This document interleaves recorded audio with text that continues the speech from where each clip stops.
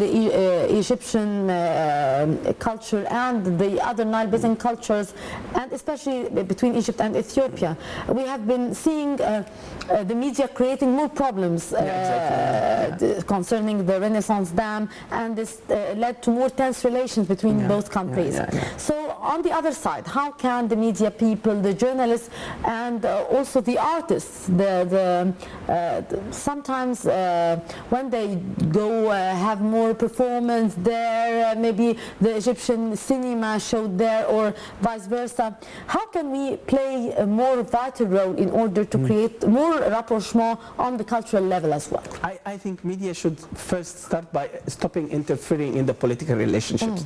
Like which is not the case, unfortunately. I think they have to be aware of that they can affect a lot the political relationships. So they have to be more keen about how to treat a subject when it is. They have a role, of course, to deliver the truth and to show the people about what's happening, really. But sometimes when they take a side, it could harm more than solving the problem. This is the first thing they have to do in the media. The second thing, they need to go. I don't know how they can do it, but they have to send good journalists to these countries to bring more information about these countries in terms of culture, of heritage, of people, and also of potential cooperation, things like about the agriculture. I'm afraid to say that we still have the same knowledge about these countries since Nasser. And this has to change. We don't really know a lot of things about Africa. If we talk now about the media and the movies and all this, when you see the African figures in these movies or something, it's not the real thing and it's always sarcastic. How can we change that? How can we know the real Africans through the real media? We have to go there. We have to start building also touristic relationship between these countries. I mean, like, tourism is the best thing. We have to make it available for Egyptians to go there to discover and to see, and also of course Africans, they are coming to Egypt, but not too much now, but they used to come a lot. But now we have to open this, we have to go further in this. We have to mention, since we are talking about tourism between Egypt and the African states, about the medical tourism. Also medical tourism, of course. And I believe many Africans are coming to Egypt for medical tourism. How can we boost this field as well? We have to start even, why don't we build hospitals there? If they are coming for treatment here, why don't we build hospitals there and we send Egyptians to work there also? Why not? It's a good idea also to make this rapprochement, how we say. We are getting more closer to them. They will know, also doctors who are going there, they are not only doctors going for treatment, they are like ambassadors. They show what Egyptians are, what the real Egyptians are. This is also... But this is not happening in high numbers. I don't think it's happening at all. I mean, like, I remember I served in Darfur for 6 months with the Red Cross. At the past in 2006. You were sending medical convoys. But with the African Union, I mean, I'm talking about more... it's Egypt. It's not with the African Union or with United Nations.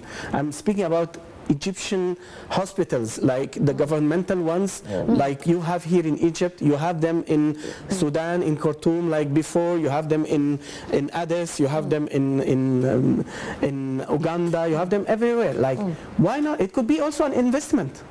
It can be a good investment also. Since we are talking about the health sector, the Minister of Health, Dr. Adel Al-Adawi, announced recently in a press conference the establishment of a kidney center and a project between Egypt and Ethiopia, which will be established in Ethiopia. How do you see this, and how this could lead to more boosting in the relation between the two countries in the medical field in particular? It's a very good step. I think this will help a lot to make a softer relationship between the two countries, because, well, when you give a treatment to someone, you gain his how we say, loyalty, thanking at least. They will be grateful to this, and I think it's also good for humanity. If not even talking about the relationship itself, it's like you are dealing as humans. You have expertise. These people need this expertise. They need your help. help, you go help them, then everybody is happy about it. It's a win-win situation. Indeed. So I think that's a good step. I think we are on the right track. To what extent Egypt could play a vital role in developing many African states? To an extent you can never imagine. Egypt has the expertise. They have the number of people also. We have a high population with a lot of expertise and technicians and people who has so many experiences in so many fields. Africa has a lot of resources. They have space. They have fertile land everywhere. They have water. They have what you need. You have what they need, and they have what you need. So it could be a win-win situation. It's a real win-win situation. You can send people to work there, and it's beautiful countries, by the way. Yeah, indeed. I can tell you, many African countries very good climate, very beautiful countries. They have a lot of resources. They have a lot of beautiful things that you can go and enjoy. So Egyptians, they can go and work there. But why, sir, always the African market for tourism is not quite popular? We have to mention, if we are talking about tourism, either tourists coming to Egypt or tourists traveling abroad, the European and Western market is always the dominant one, and of course the Gulf, if we are talking about world, not tourism. So why always the African market is ignored? Because you don't have a mean of transportation easily. Yeah. You have only Egypt Air going there. I mean, like the air companies, the flights. But you don't have a train going through these countries, which has to start now. I think you have to start building a new railway between Egypt and these countries. We have been hearing about the establishment of a railway between Egypt and Sudan since very long time. Now you have to and nothing is concrete on the ground. Exactly.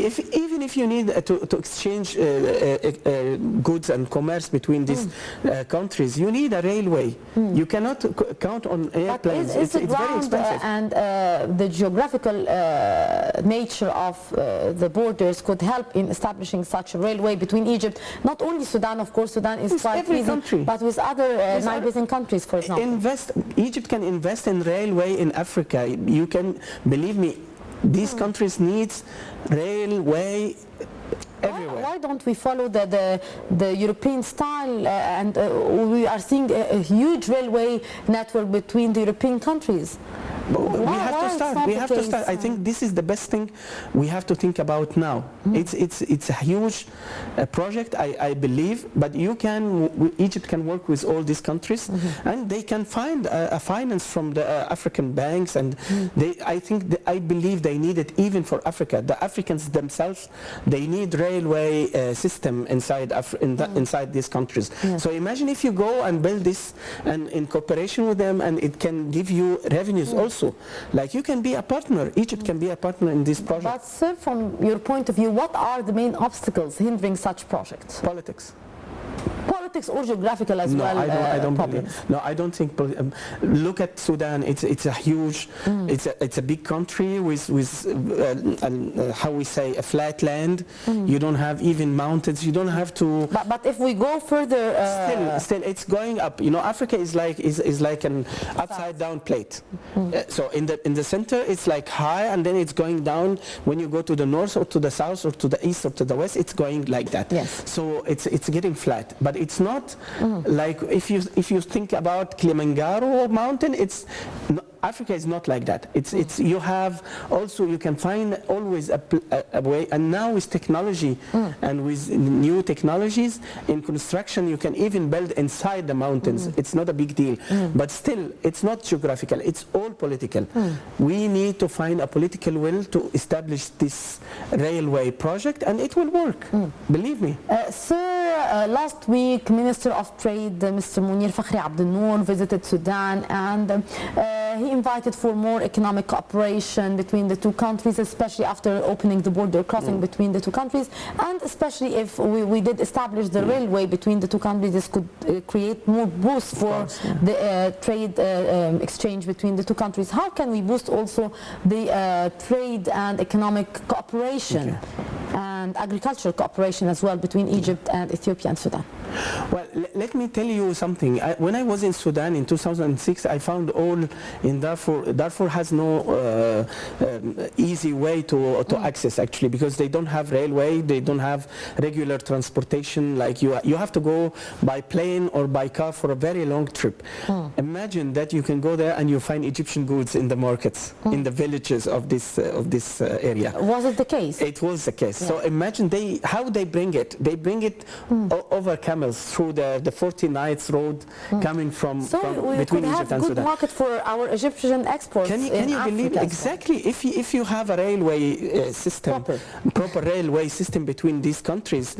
Imagine how much the Egyptian goods will be flooding into Africa. Same case to Ethiopia also. I mean, like, you just have to start with the first idea how to get there. Think about it. The first thing about how to bring your goods in a country, it's how you yourself can go there, how easy you can access the place. So you have to create first an easy access to the market itself. Do we have direct flights to Ethiopia? I think we have, but still it's very expensive. Yeah. You need a railway system. It's much cheaper and it's more stable. It's more solid. It's more frequent. You can have a train going every day. By establishing a railway between Egypt and Sudan, and then inside Sudan, it can be a block of a country. Like, you can create an economic block between Egypt, Sudan, and Ethiopia. Then you can create all this. But unfortunately, up till this moment, even we do not have a railway network between Egypt and the North African states. Even it's different. This is different because here we are talking about. It's going to the other side. I mean, like, you are crossing the desert. What do you need from the North African countries? Now, when we are talking about creating a project, we have to think first what we need from these countries. If you want to extend, to invest exactly. If you are going to invest there, what you need from there? What are you going to get from these countries? If you need gas and petrol, you can just build a petrol line.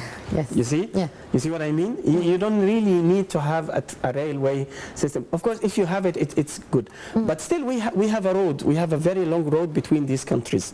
But then you have to cross the customs and the borders.